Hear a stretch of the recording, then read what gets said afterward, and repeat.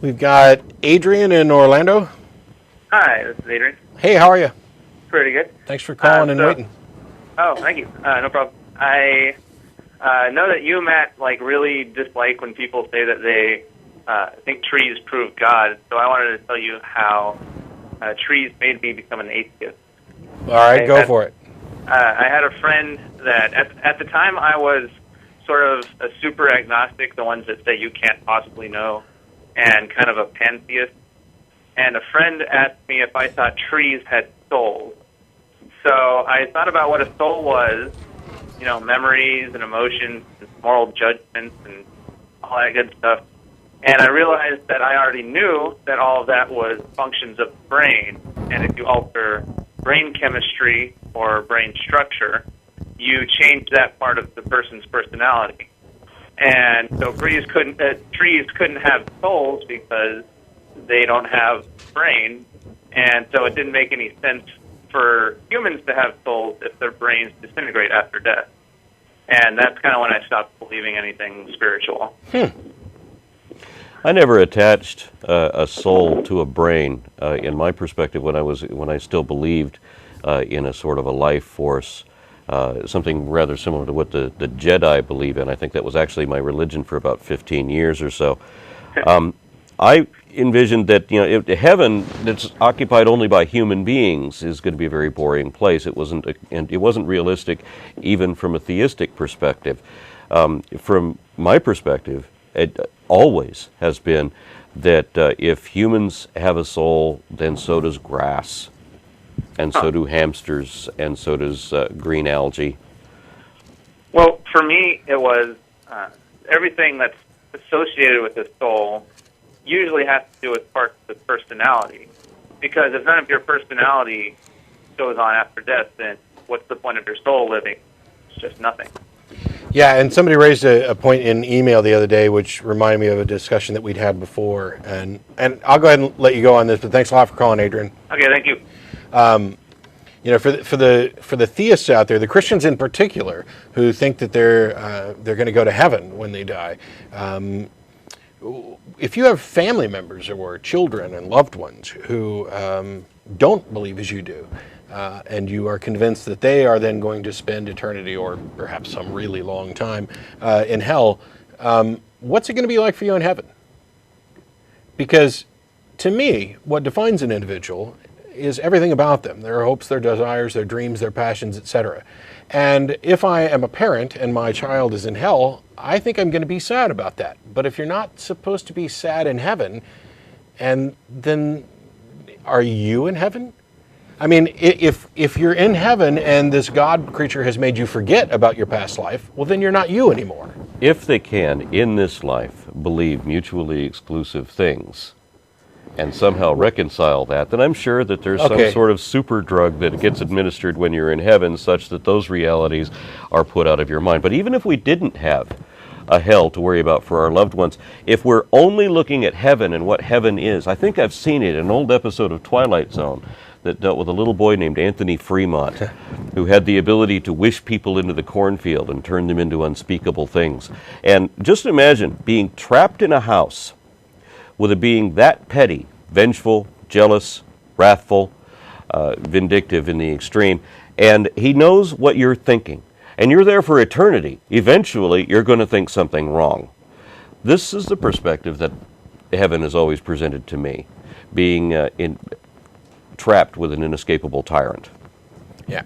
But if you're up there, and you're not, I mean, every one of the explanations that I hear from apologists puts it in the position of the person who is in heaven is not the same person who was down here. And so you didn't actually get to heaven. Some facsimile of you was created in heaven as an approximation. So nobody goes to heaven. Something to think about. We've got Robert in Cleveland. Hello. Hey, Robert, how are you?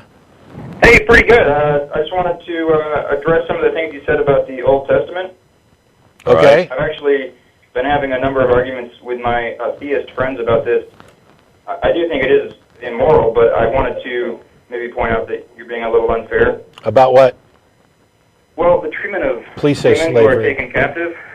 I was just sitting here whispering, please say slavery. So you think I'm being unfair about slavery? No, I just wanted to, okay, here we go. Deuteronomy 21, 10 through 14. No, screw that. You've gone too far. It's in Exodus 21. Oh, what do you mean? Exodus 21, beginning with the first verse, it tells you about taking Hebrew slaves. And these are the laws that you're to set before them. If you buy a Hebrew servant, he is to serve you for 6 years, but in the 7th year he'll go free. That sounds kind of nice. However, if his master gives him a wife and she bears him sons or daughters, of course that wife and kids are now the master's property. And when it comes time for this guy to go free in his 7th year, and he says, I love my wife and kids and I don't want to leave them, then you take him before the judges, and then he becomes your property forever, and you put his ear up to the doorpost, you drive an awl through it to put an earring in there to mark him as your property forever. So it tells you that you can only have Hebrew slaves for 6 years and then you have to let them go free, and it gives you the workaround to screw them out of going free. But that's not the big one. When you get down further around verse 20, if a man beats his male or female slave with a rod and the slave dies as a direct result, he must be punished. But he's not to be punished if the slave gets up after a day or two. If he survives, right, exactly. Since the slave is his property. And then if you go forward to Leviticus, I think in 25, I think it may be, it specifically says that slaves are your property and you pass them on to your children as property. This lie of the revisionist Christian apologists that the Bible only supports taking captives or and having them work for a period of time or having indentured servitude is a terrible, vicious, stupid lie, because it's right there blatantly in their book. No, I wasn't too. I agree with you. I wasn't too soft on it. I have to throw something in there too. I mean, when I was a little bitty boy, and I was told that like most Christians, don't actually read the Bible. They just say what they believe, or maybe they adhere to a religion for cultural reasons. But I was told that you don't really know until you read the Bible, and then it made sense. So I read it, and I didn't get very far into it before. I mean, I was told that this is the Word of God. This is going to be divine wisdom. This is going to be truth. This is going to be justice. And very quickly, I ended up throwing it across the room in disgust, because it was none of those things. And I got to stop you there, and I had to put you on hold. I apologize. We're completely out of time. This went by so fast. Thanks, everybody, for tuning in. Thanks, Aaron, for coming down. It was great. We'll be at Threadgills on Riverside for dinner. Appreciate everybody who showed up in the studio. We'll see you all again next week. As a reminder, next week's show will be later. It's from 8 to 9:30 p.m. And don't call and complain. Call and thank them for letting us put on such good entertainment. We'll see you then.